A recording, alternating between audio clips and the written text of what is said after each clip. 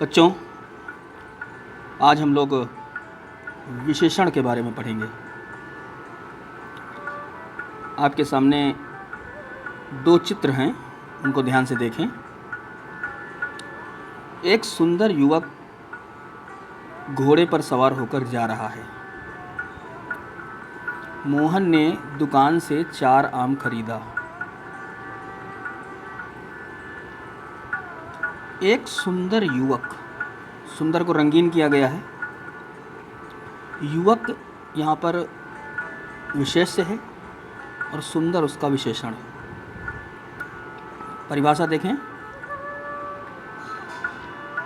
संज्ञा अथवा सर्वनाम शब्दों की विशेषता यानी गुण, दोष, संख्या, परिमाण आदि बताने वाले शब्द विशेषण कहलाते हैं। युवक क्या है? संज्ञा है। संज्ञा की विशेषता को कौन बता रहा है? सुंदर शब्द।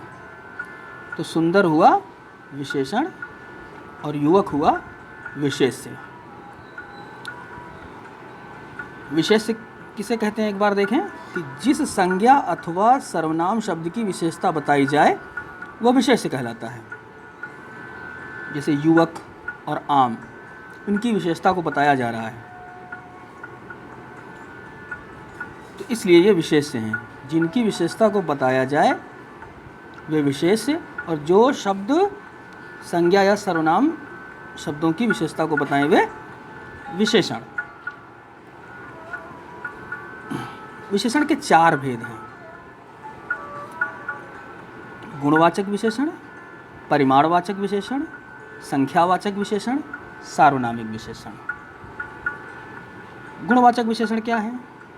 कि जिन विशेषण शब्दों से संज्ञा अथवा सर्वनाम शब्दों के गुण दोष का बोध हो वे गुणवाचक विशेषण कहलाते हैं। जैसे भाव में अच्छा बुरा एक भाव है, कायर, वीर, डरपोक आदि। रंग है तो लाल, हरा, पीला, सफ़ेद गुण है। दशा, पतला, मोटा, सूखा, गाढ़ा, ये सब क्या हैं? ये दशाएं हैं। पानी पतला है, पानी की दशा है। कंबल मोटा है, कंबल की दशा है। आकार, गोल, सुडौल, नुकीला। जैसे गेंद गोल है तो गेंद का आकार जो है वो गोल है। चाकू नुकीला है, आगे नोक होती है। सुई नुकीली है कह सकते हैं। समय, अगला, पिछला, दोपहर, संध्या, सवेरा आदि, ये सब क्या है? ये समय है। स्थान, भीतरी, बाहरी, पंजाबी। जब हम कहें पंजाबी खाना मुझे बहुत पसंद है, तो खाना क्या हुआ? विशेष से हुआ। पंजाबी क्या हो गया? एक स्थान है, स्थान का बोध करा रहा है, लेकिन है क्या वो? गुण।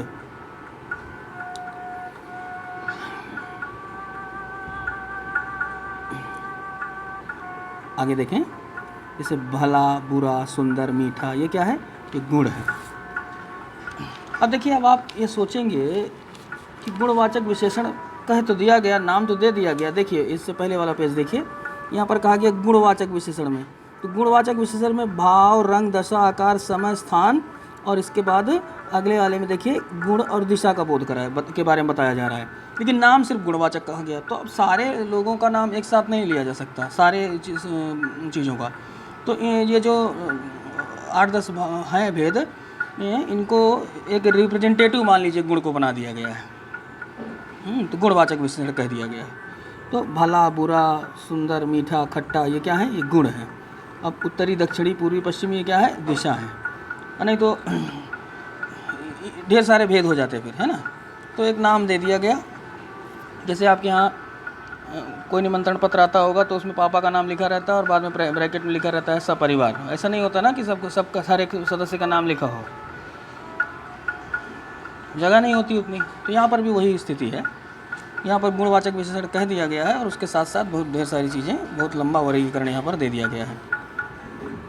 परिमाणवाचक विशेषण, ध्यान दें कि जिन विशेषण शब्दों से संज्ञा या सर्वनाम शब्दों के मात्रा अथवा नापतौल का ज्ञान हो वे परिमाणवाचक विशेषण कहलाते हैं। और इसके भी दो भेद हैं। एक है निश्चित परिमाणवाचक विशेषण और दूसरा है अनिश्चित परिमाणवाचक विशेषण। तो निश्चित में क्या होता है कि जिसमें हमें निश्चित मात्रा का बोध हो, जिन विशेषण शब्दों से वस्तु की निश्चित मात्रा का ज्ञान हो वे निश्चित परिमाणवाचक विशेषण कहलाते हैं। जैसे मेरे सूट में 3.5 मीटर कपड़ा लगेगा, तो 3.5 मीटर, तो ये एक मात्रा निश्चित है। अब अगर कहा जाए अनिश्चित परिमाणवाचक विशेषण तो कहा जाएगा थोड़ी सी नमकीन ले आओ, तो थोड़ी सी नमकीन ले आओ का मतलब हमको उसमें मात्रा नहीं बताई गई ना कि 50 ग्राम ले आओ कि 100 ग्राम ले आओ, 250 ग्राम ले आओ। एक अंदाज होता है, उसमें से हम लेके चले जाते हैं थोड़ी सी नमकीन लेके। कुछ आम दे दो तो 2 दे सकते हैं, 4 दे सकते हैं, लेकिन उसमें निश्चित मात्रा नहीं। अगर हम कहा जाएगा कि नहीं 4 आम लाओ तो वहाँ पर ये निश्चित परिमाणवाचक विशेषण हुआ। लेकिन ये जहाँ पर है थोड़ा दूध गर्म कर दो, तो थोड़ा सा दूध गर्म कर दो, तो थोड़ा सा क्या है, ये अनिश्चित परिमाण है, हाँ, अनिश्चित परिमाणवाचक विशेषण। आगे देखें तीसरा, संख्यावाचक विशेषण। जिन विशेषण शब्दों से संज्ञा या सर्वनाम की संख्या का बोध हो वे संख्यावाचक विशेषण कहलाते हैं। जैसे द्वितीया, 2 गुना, 4 गुना, 5 आदि। अब इसमें भी वही बात हो गई, निश्चित और अनिश्चित। तो निश्चित संख्यावाचक विशेषण 25 रुपये दीजिए, निश्चित है कितने रुपए ना, 25 रुपये। अब कहा जाए कुछ रुपए दे दीजिए, तो ये क्या हो जाएगा, अनिश्चित संख्यावाचक विशेषण। कुछ बच्चे पार्क में खेल रहे हैं, तो कुछ क्या है, अनिश्चित है। कुछ से हमें निश्चित संख्या का बोध नहीं हो रहा, कुछ खेल रहे हैं, कुछ में हम फिर वही सोच लेते होंगे 8-10 होंगे, 15-20 होंगे कुछ बच्चे। सार्वनामिक विशेषण क्या है? जो शब्द संज्ञा या सर्वनाम से पहले आकर संकेत द्वारा उसकी विशेषता बतलाते हैं वे सार्वनामिक विशेषण कहलाते हैं। इन्हें संकेतवाचक विशेषण भी कहते हैं। ये चीज़ याद रखने वाली है, कई बार ये बड़ी बड़ी परीक्षाओं में पूछा जाता है। संकेतवाचक विशेषण किसे कहते हैं? सार्वनामिक से तो तुरंत हम समझ जाते हैं, लेकिन जो संकेतवाचक विशेषण तो हमें लगता है यार हम सार्वनामिक पढ़े थे, संकेत तो नहीं पढ़े थे, अब भूल जाएंगे तो यही बात आएगी। तो हमें याद रखना है कि सार्वनामिक विशेषण है तो उसको संकेतवाचक विशेषण भी कहा जाता है। अब इसका क्या तरीका है इसको समझने का, कि जो शब्द संज्ञा या सर्वनाम के पहले आकर के तो ध्यान दें अगले इसमें उदाहरण में कि वे बच्चे पढ़ते हैं। तो बच्चे क्या हैं? बच्चे संज्ञा है और संज्ञा के पहले सर्वनाम है। वैसे तो हम लोगों ने पढ़ा है कि संज्ञा के स्थान पर सर्वनामों का प्रयोग किया जाता है, हम कह सकते हैं वे पढ़ते हैं, लेकिन यहाँ पर कहा गया वे बच्चे पढ़ते हैं। तो अब जो ये वे है ये सर्वनाम न होकर सार्वनामिक विशेषण है। अभी हम बच्चे हटा दें यहाँ से इस वाक्य से, तो ये वे बन जाएगा सर्वनाम। उस लड़की ने गाना गाया, अब लड़की हटा देंगे तो कहेंगे उसने गाना गाया, तो उसने गाना गाया कहेंगे तब तो फिर ये जो है आपका सर्वनाम हो जाएगा। लेकिन यहाँ पर जो है लड़की के पहले यानी जातिवाचक संज्ञा के पहले ये जो है सर्वनाम आया हुआ है, और ये सर्वनाम चूंकि संज्ञा के पहले आया हुआ है इसलिए इसे हम सार्वनामिक विशेषण कहते हैं। अब परिमाणवाचक विशेषण तथा संख्यावाचक विशेषण में अंतर समझ लीजिए कि जिन वस्तुओं की नाप तौल की जा सके उनके लिए परिमाणवाचक विशेषण का प्रयोग होता है। जैसे उदाहरण कि कुछ दूध लाओ, तो इन वस्तुओं की हम नाप तौल कर सकते हैं, और जिन वस्तुओं की गिनती की जा सके तो उनको जो है हम संख्यावाचक विशेषण कहते हैं। अब हम दूध को गिन नहीं सकते, गिन सकते हैं क्या?